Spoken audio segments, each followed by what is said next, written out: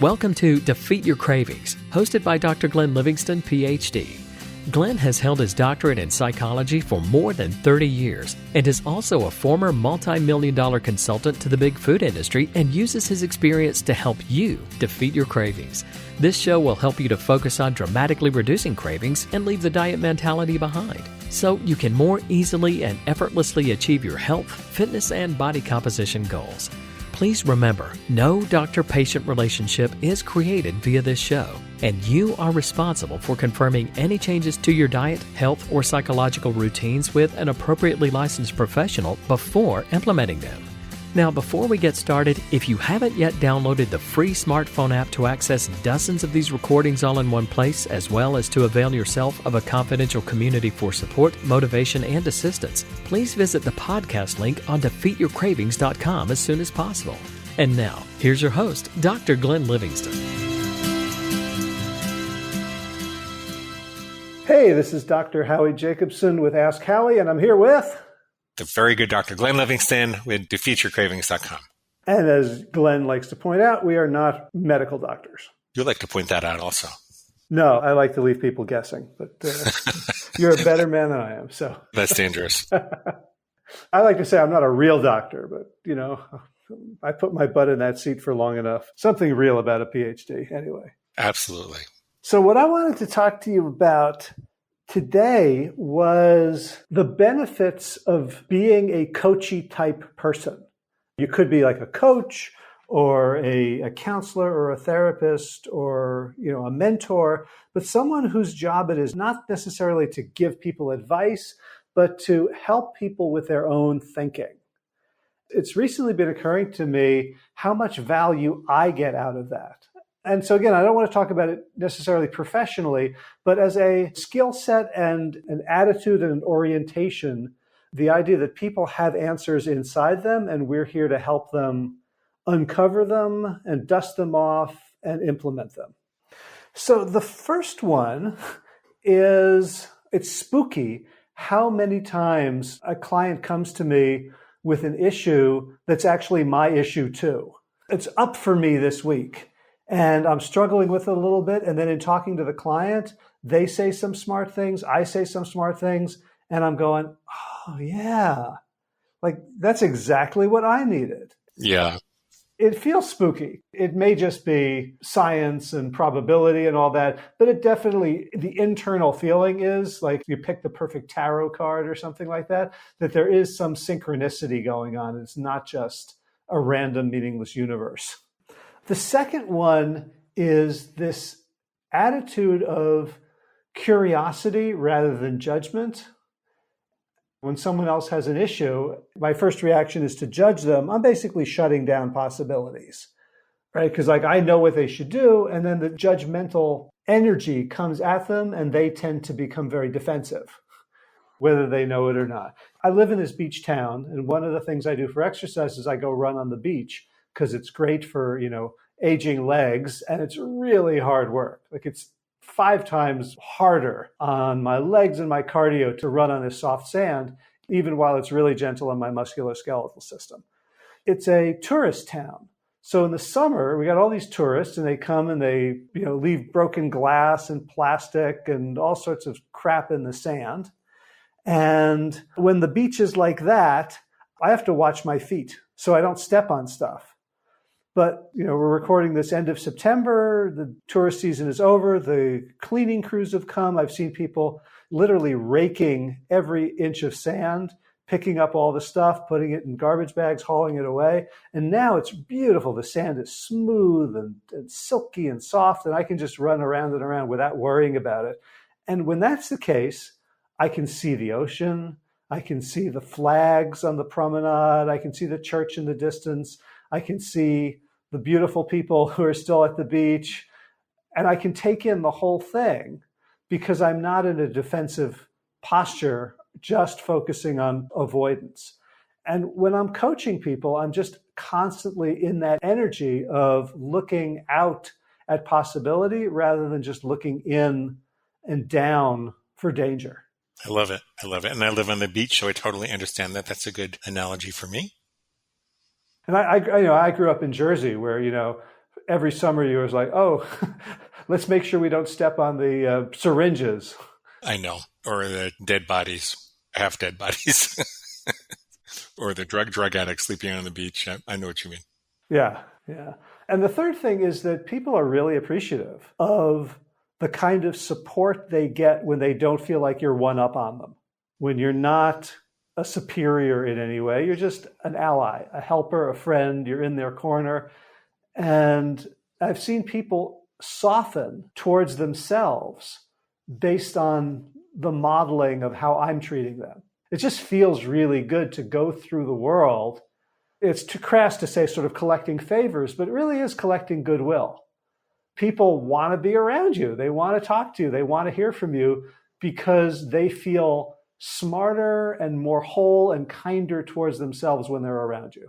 Mm-hmm. You really do have a healer's heart. Yes. Those are my three things. And it's available to all of us when we embrace the principles of other people are smart, other people have good intentions. And when they're stuck, we can be a sounding board. We can be a reflecting, kind presence for them. And they can be the same for us. So it's not like doctor-patient, where one day the patient is going to come in and tell the doctor what to do. And all you need to do is step back and don't respond to anger with anger, or don't respond to humiliation with humiliation, anxiety with anxiety. It says all you need to do. It's a little bit. That's all you need to do, right? It's a little harder than that. Simplest thing in the world, right? Yeah, but it's about being non-reactive and taking a different perspective, giving me a different perspective. Can I say a few things about what you said? Please. Okay. So you talked about your own issues getting solved because what your clients are talking about seem by either just a matter of serendipity or chance, or I think there may be some other reasons, that what your clients are talking about is what you really need to work on.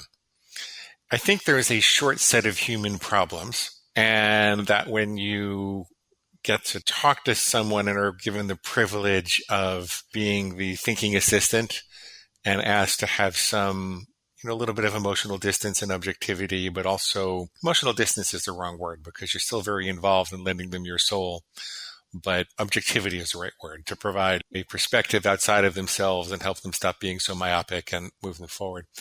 But I think that because we tend to coach humans and not orangutans or machines, that almost everything they're talking about is in the short set of human problems that we're dealing with, and it's easy to identify with them. It is hard work. Being a thinking partner is hard work. Staying reasonably objective is hard work. Not responding to anger with anger or anxiety with anxiety, that's all hard work.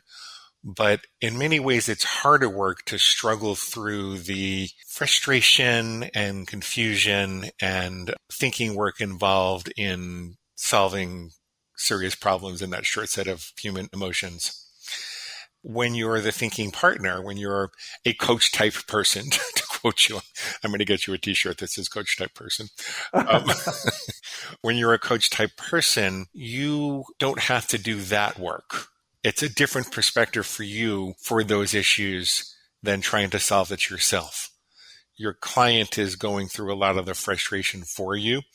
And we don't do this on purpose, but it's kind of a necessary part of the human process that you get that perspective to observe things without the same level of frustration about your own life. So I think that helps a lot also.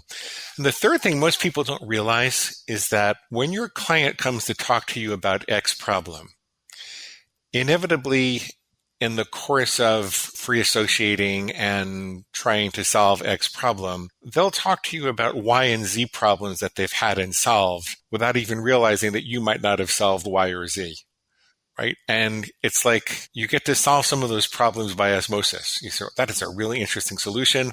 I almost never say something about that when I'm talking to clients, but every now and then my brain is just like lighting up and jumping, saying, I never thought about that. That's such an easy solution. Yeah. And being a coach type person and immersing yourself in problem solving most of the day and getting to hear people's most intimate thoughts, which is something they don't always share with, in day-to-day conversation, and getting to hear that all day long. There are a plethora of human solutions to human problems that you hear that nobody else hears. And so those solutions get inside you, and the stories which represent them get inside you also, which makes you stronger not only for yourself, but for other people. I once knew a guy who did this. I once knew a guy who did that, right? You have those stories inside you to use as, ammunition to help other people. So there's that. I think that what you're saying about letting go of judgment is very true. It's much easier to let go of it for other people as compared to yourself. I tell people that in order to stop overeating and get to your goal weight and everything, you really need to learn how to love yourself before you've arrived. And I don't know if anybody who's more self-critical than an overeater, so someone who's an overweight overeater, if I ask an overeater who's like struggling to get on the scale for fear of self-judgment or struggling to try on a pair of clothes or something like that, or can't look in the mirror, I'll say, well, do you have any friends who are about as overweight as you are? Most people do. And I say, I want you to pick a friend that you love and adore. I said, would you tell them not to come to the wedding because they're a fatty? Do you love them any less because they're overweight? Do you find it aberrant to hug them? Do you find it aberrant to be with them? Do you avoid them because they're overweight? Do you criticize them? Do you tell them, hey, you fat F, why don't you just go home and have a hamburger or something? Do you do any of that? And they say, no, I love and support them. And I probably wouldn't say anything about it, but at the very worst, I just ask them how they're doing and try to find out if there's some pain that they need support with in their life. And if they happen to ask me about how to drop some weight, we might brainstorm about it together. But I would definitely love and support them, and I certainly wouldn't shame them or criticize them. You can just see in that exercise how much easier it is to let go of judgment for other people than it is to let go of judgment for yourself. Part of the reason for that is that when you're judging yourself, you're more likely to say, oh, screw it, this is hopeless, I might as well just go and binge. Go eat the cheesecake. And so there's a secondary gain. There's this reinforcement of the taste of the cheesecake that kind of keeps the judgment going, but that's a separate issue. People are amazed at what they can solve for themselves when they can adopt an attitude of intrigue instead of self-judgment. When it's your job day in and day out to present that non-judgmental atmosphere, it's infectious and it stays with you. And it's a lifelong struggle to maintain that attitude in your daily life with yourself and the people you encounter. But when that's your job, that definitely does get under your skin. So that's what I wanted to say about being a coach type person. There's a reason there are 17 psychotherapists in my family. It's not a job where you get wealthy. My dad got a little wealthy because he invested every week in the stock market, in index funds little by little. But you don't get wealthy from the income you make as a coach or a therapist. You can pay your bills. You don't have an awful lot of financial anxiety. It's very regular. But the real rewards are in being the coach type person. There are the things that you talked about. And my father was the first psychotherapist in the family. He went and got a PhD from Columbia and opened up a practice. And people saw that he had an upwardly mobile life and he was telling stories like you and I are telling today. It was contagious. And one person after the next wanted to enter the field. And it's a good life. It's a good life. You're not wealthy, you're not poor, but you have all these stories inside of you. You develop this non-judgmental attitude towards yourself and everybody else, and you live the life of a healer. People seek you out, and you have a lot of love in your life, living like a coach-type person, psychotherapist, coach, any of the talking, healing profession. You live like that. So those are my thoughts. Yeah, well, now I really want the T-shirt. Your birthday's coming up, isn't it? It's always coming up. That's true. Remember Mitch Hedberg said, some guy came up to him and said, this is a picture of me when I was younger.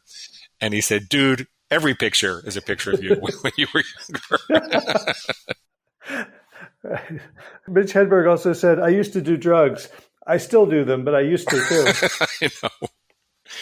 I know. He likes escalators because they can't break. They can only become stairs. Yeah. That guy. Taken from us too soon. Absolutely. So do you have more thoughts about this? No, that's it. I appreciate the opportunity to unpack and the opportunity to marinate in the depth of your observations and experience as well. So thank you. Well, and same here. And that brings us to the end of today's broadcast of Defeat Your Cravings, hosted by Dr. Glenn Livingston.